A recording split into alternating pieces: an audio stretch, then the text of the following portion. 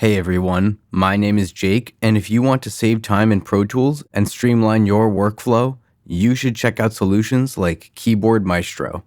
I want to show you 5 macros that everyone should use, whether you're working with music, editing dialogue, or mixing post-production audio.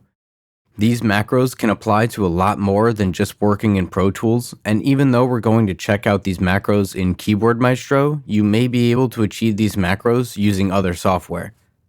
Please subscribe to JP Audio and like this video if you enjoy it.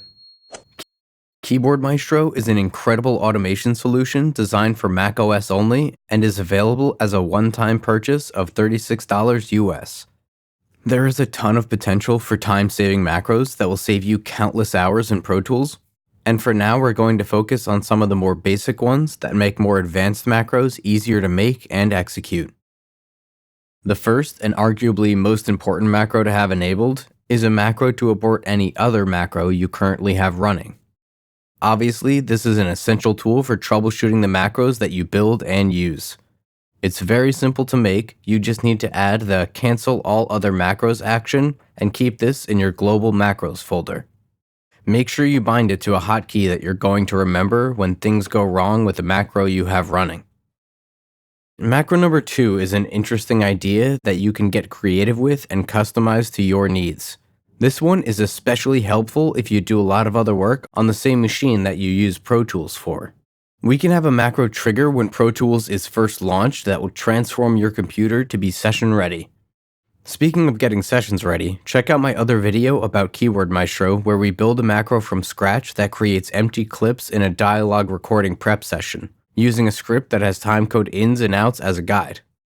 Some examples of actions we can trigger when launching Pro Tools in order to be more efficient when we start working are hiding all other open applications, opening specific applications like time tracking apps and notes, or activating Apple Shortcuts automations. With Apple Shortcuts, you can automate things like toggling Do Not Disturb mode, or you can get really creative if you have smart lighting or outlets connected through the app, enabling fun things like dimming the lights and turning on your lava lamp when you open Pro Tools.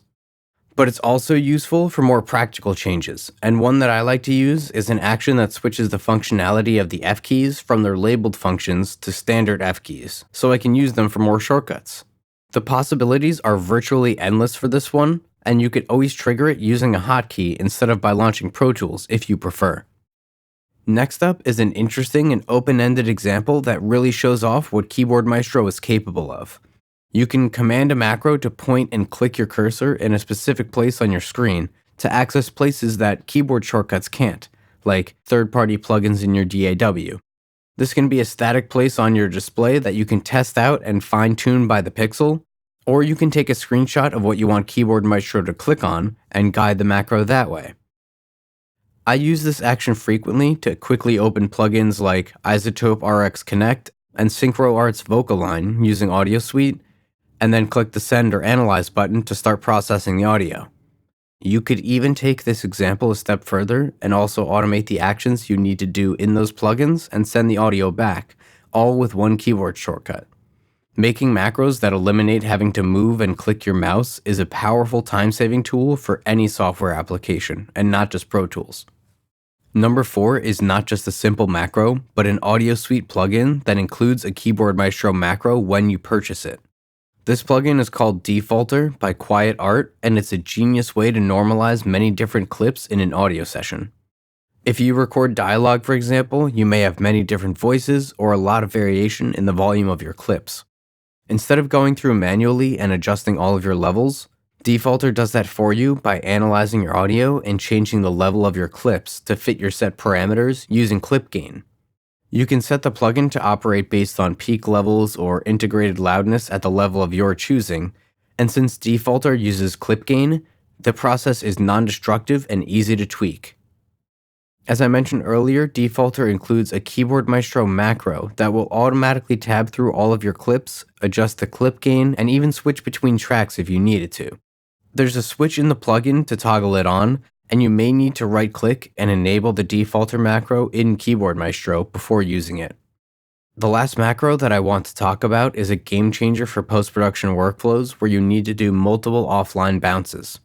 I use this one all the time, and you could add as many or as few steps as you want to customize it. Basically, it's a finalizing macro for large sessions that will nudge the start and end of your selection out once, create fades, paste the file name in the bounce dialog, and offline bounce your timeline selection. For this macro, make sure your bounce settings are the way you want them the first time around, and then they will stay the same as you continue bouncing your audio. These are just a few of the Keyboard Maestro automations that I use in my everyday workflow, and I'm excited to share more in the future. Let me know in the comments what you're using Keyboard Maestro for, and what macros you'd like to see me create from scratch to help you save time and make your workflow more efficient.